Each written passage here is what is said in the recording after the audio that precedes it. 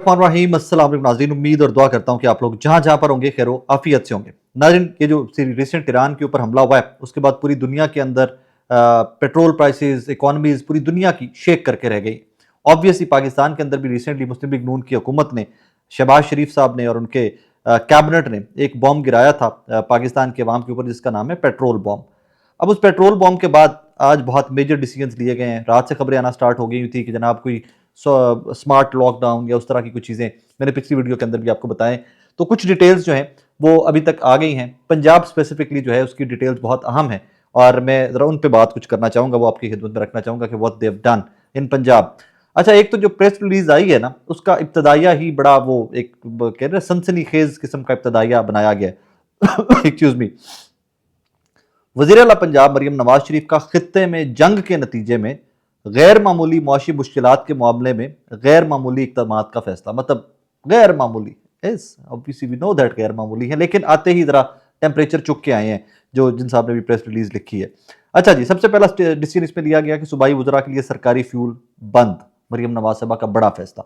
मैं सिर्फ ये प्रेस रिलीज पढ़ रहा हूँ, ज़रा इसका अपने इसको ज़रा समझिएगा कि वो इसके अंदर है क्या क्या।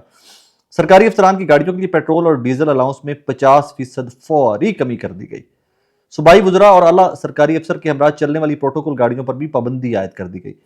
पर चलने वाली प्रोटोकॉल गाड़ियों के ऊपर भी नोट डाउन करते जरा नुकते ये। नागुजीर सिक्योरिटी के लिए सिर्फ एक गाड़ी सूबाई वज़रा और आला सरकारी अफसर के हमरा होगी। मरियम नवाज शरीफ का फैसला। सरकारी दफातर में वर्क फ्रॉम होम का फैसला, सिर्फ जरूरी अमलाई दफ्तर आएगा। अब ये बच्चों के लिए बहुत ये बड़ी खबर है। स्कूल, कॉलेज और यूनिवर्सिटियां 10 मार्च से 31 मार्च, मतलब कल से 10 मार्च से 31 मार्च तक बंद रहेंगी। इम्तिहान शेड्यूल के मुताबिक होंगे। स्कूल और तालीमी इदारे ऑनलाइन क्लासेस ले सकेंगे। ठीक है जनाब। शहरियों की सहूलत के लिए ई बिजनेस और मरियम की दस्तक के तहत सर्विसेज जारी रहेंगी।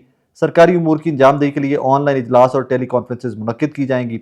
अब ये हॉर्स एंड कैटल शो आ रहा था जिसके ऊपर 1 अरब 90 करोड़ के करीब कुछ खर्चा आ रहा था, जिसके ऊपर अलीना शिगरी साहब ने स्टोरी भी की हुई थी, उसको भी मुलतवी कर दिया गया है। पेट्रोलियम मसनूआत की मॉनिटरिंग के लिए हर जिला में डिस्ट्रिक्ट पेट्रोलियम मॉनिटरिंग कमेटियां कायम कर दी गई हैं। इतने भी दिहाड़ियां पंपा ने लड़नियां शुरू की थी, उन्होंने भी ये कमेटियां कायम कर दी गई हैं। पीआईटीबी को पेट्रोलियम मसनूआत के लिए ट्रैक एंड ट्रेस सिस्टम तैयार करने का टास्क दे दिया गया है। बहुत सारा इसके ऊपर आगे जिली इंतजामिया, पुलिस, पीरा फोर्स, उनके भी सिस्टम तैयार करने के लिए कहा गया है। मतलब एक बड़ी मीटिंग थी। काफ़ी ज़्यादा इसके अंदर चीज़ें हैं जो जिनको कहा गया इसके ऊपर, जिसके ऊपर फैसले किए गए। एक चीज़ मुझे सिर्फ याद है, ये बहुत सारे फैसले किए गए इनमें, मतलब ये खैर आगे चल के आता हूँ मैं उसकी तरफ। एक फैसला मुझे बड़ी अच्छी तरह याद है। उस्मान बुज़दार साहब चीफ मिनिस्टर पंजाब थे, इमरान खान साहब की हुकूमत थी। एक सूबाई वजीर का मैंने इंटरव्यू रिकॉर्ड करना था। मैं उनके दफ्तर पहुंचा इंटरव्यू रिकॉर्ड करने, और वो इंटरव्यू कुछ ऐसा था कि उन्होंने अपनी डेली एक्टिविटीज़ दिखानी थी कि जनाब एक मिनिस्टर का day to day affairs, office run कैसे करते हैं, क्या क्या काम करते हैं, कुछ इस किस्म का इंटरव्यू वो लाहौर के एक निजी टेलीविजन के लिए मैंने तब स्टार्ट किया था सिलसिला। तो वो मिनिस्टर साहब के साथ, मैं अपनी गाड़ी पे गया हुआ था, तो वो मिनिस्टर साहब मेरे साथ गाड़ी में बैठ गए। मैं खुद ड्राइव कर रहा था और नहीं, मिनिस्टर साहब अपनी गाड़ी में, उनकी गाड़ी मेरे पीछे स्टार्ट हो गई आना। ठीक है। तो वो जब हम आगे रिकॉर्डिंग पे चले गए तो बिल्कुल एक गाड़ी आगे मेरी है, पीछे दूसरी गाड़ी उनकी थी, और कोई सरकारी प्रोटोकॉल नहीं था, कोई डाले शाले नहीं थे एंड एवरीथिंग। तो वो मिनिस्टर साहब से, मेरी टीम पीछे बैठी हुई थी जो कैमरा, उनका ये मिनिस्टर्स के पीछे तो बड़े डाले शाले और बड़ा वो प्रोटोकॉल होता है। उन्होंने कहा पागल हो, इमरान खान साहब तो कोई फुटेज चली गई कोई इस तरह की, तो यहाँ मिनिस्टर जो है वो पुलिस की गाड़ियाँ और डाले पीछे लगा के फिर रहे होते हैं, तो हमारे कान खिंचवाने तुमने। मैं अकेला सफर करता हूँ, मेरे साथ स्टाफ के 2 लोग होते हैं, एक मेरा पीएस होता है, वो इसी गाड़ी में सफर करता है, ड्राइवर होता है, और मैं सफर करता हूँ, दैट्स इट। सो ये एक सिर्फ मिसाल है। आई एम श्योर कि उस टाइम के ऊपर भी कोई वज़रा होंगे कि जो सिक्योरिटी की गाड़ियाँ शाड़ियाँ इस्तेमाल करते होंगे, लेकिन ये मिसाल मुझे अभी तक याद है कि मेरी गाड़ी के पीछे उनकी गाड़ी करोला काले रंग की झंडे वाली, वो मुझे अभी तक याद है। अब कहानी से आगे चलते हैं। पेट्रोल काबीना का अदा कर दिया गया। मतलब इन काबीना के वज़रा की सैलरीज का आपको आइडिया है? मैं बार बार कहता हूं कि आपने सैलरीज का कंपैरिजन करना किससे है? आपने सैलरीज का कंपैरिजन करना है जो आम एक डॉक्टर, एक इंजीनियर, एक उस्ताद, जो मैनेजर्स ऑर्गेनाइजेशन के, जो ये तमाम लोग सैलरीज ले रहे हैं, आपने कंपैरिजन करना है उनके साथ। अब उनके साथ कंपैरिजन के साथ साथ फिर आप इनके घरों के अलाउंस डालें, फिर इनके पेट्रोल डालें, फिर इनकी बिजली के बिल डालें, फिर इनके दौरे डालें, फिर इनके टिकटों के ऊपर छूटें डालें, तो ये कहाँ के कहाँ जाकर में पढ़ते हैं। और फिर इनकी कॉम्पिटेंस देखें कितने कॉम्पिटेंट हैं, तो आपको दूध का दूध पानी का पानी हो जाएगा कि पाकिस्तान के आज जो हालात हैं वो क्यों हैं। अब इसकी के ऊपर वापस जरा जाऊंगा मैं कोविड के दिनों के अंदर। इमरान खान साहब का दौर था, स्मार्ट लॉकडाउन, कभी एक सूबा पूरा लॉकडाउन कर रहा था, सिंध ने पूरा लॉकडाउन किया, पंजाब स्मार्ट लॉकडाउन लॉकडाउन पे गया। इमरान खान साहब डेली इस तरह की स्टेटमेंट देते थे कि यार मेरे लोग मजदूर जो हैं उनका क्या बनेगा अगर सब कुछ बंद कर दिया जाएगा। बड़ी तनकीद आई, ख्वाजा साहब की भी, ख्वाजा साहब की स्टेटमेंट मुझे अभी तक याद है कि ये कंफ्यूज है, इनको पता ही नहीं उन्हें क्या करना है, कुछ इस किस्म की स्टेटमेंट ख्वाजा साहब ने दी थी at that time. Smart lockdown lockdown worked, और उस लॉकडाउन के बाद पाकिस्तान की पूरी दुनिया के अंदर तारीफ हुई कि जैसे पाकिस्तान ने कोविड के दिनों में सिचुएशन को हैंडल किया था। मुझे अभी नहीं पता कि ये क्या करने जा रही है पीएमएलएन गवर्नमेंट या people's party government in Sindh या बलोचिस्तान या खैबर पख्तूनख्वा के अंदर तहरीक इंसाफ की गवर्नमेंट, इसके रिजल्ट्स क्या आएंगे। एक चीज़ के ऊपर मैं इन सबको अप्रिशिएट करना चाहूँगा, इंक्लूडिंग मरियम नवाज साहब, इंक्लूडिंग शहबाज शरीफ साहब, मुराद अली शाह साहब, अफरीदी साहब।